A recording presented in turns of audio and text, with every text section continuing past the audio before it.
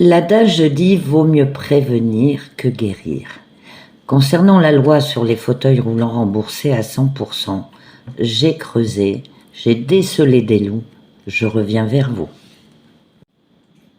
Bonjour.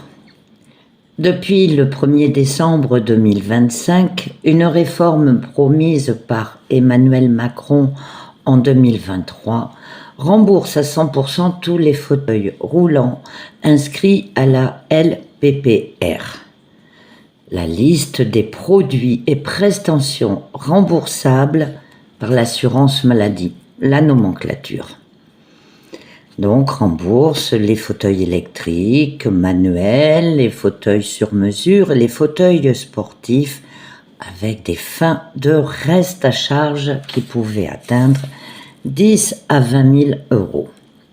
Une vraie avancée, certes, pour l'autonomie de plus d'1 million de personnes. Mais comme souvent, il y a des loups dans les détails. Aujourd'hui, je vous explique les points forts et les pièges à surveiller. Les grandes avancées. Remboursement intégral 100% sans avance de frais ni reste à charge, distributeur conventionné. Tout modèle couvert, standard, électrique, verticalisateur, option essentielle, repose-jambes, batterie, commande alternative. Un guichet unique, l'assurance maladie. Procédure simplifiée. Évaluation médicale, faire les essais, ensuite prescription médicale, la DAP, la demande d'accord préalable et le paiement direct. Inclut location, réparation, reconditionné. Certes, c'est une victoire pour les familles touchées par le handicap. Les loups à surveiller, les pièges réels. Voici les lots que j'ai repérés et les options.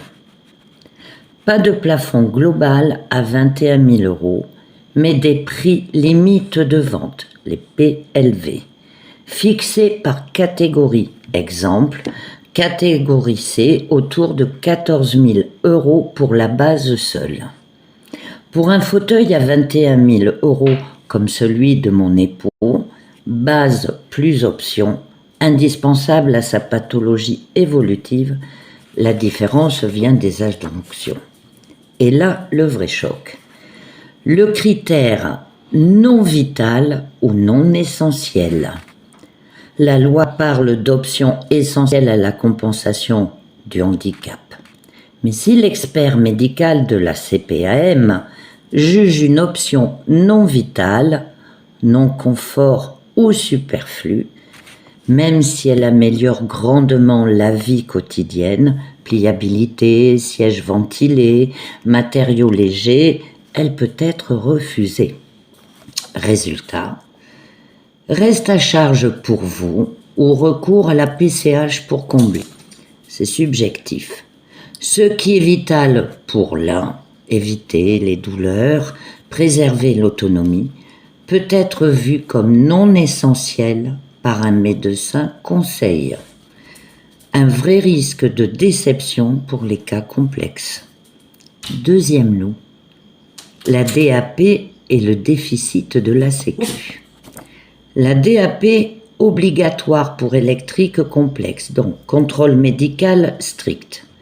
Avec un déficit explosif de 23 milliards en 2025, prévu 19 à 20 milliards en 2026, le coût de la réforme entre 100 à 200 millions l'an, comment garantir le remboursement à 100% durablement? Le risque, refus de la demande d'accord préalable, qui sera plus fréquente pour maîtriser le budget, surtout les options chères. Ces conditionnalités protègent contre abus, mais peuvent bloquer les vrais besoins. Pour éviter les pièges, documentez tout. Évolution, pathologie, les essais de vos fauteuils, voire même les filmer, les justificatifs médicaux forts. Choisissez un distributeur conventionné en cas de refus. Recours gratuit au CRA, la commission de recours à l'amiable, et le tribunal. Suivez les premiers recours et comités qui auront lieu en mars 2026. Conclusion. Cette réforme est une avancée, mais restons vigilants face à ces loups. Subjectivité sur le non vital et pression budgétaire. Informons-nous, partageons nos expériences, consultez handicap.gouv.fr et amélie.fr. Et dites-moi en commentaire vos questions ou vécus, et merci de liker et de partager pour aider d'autres familles. À bientôt.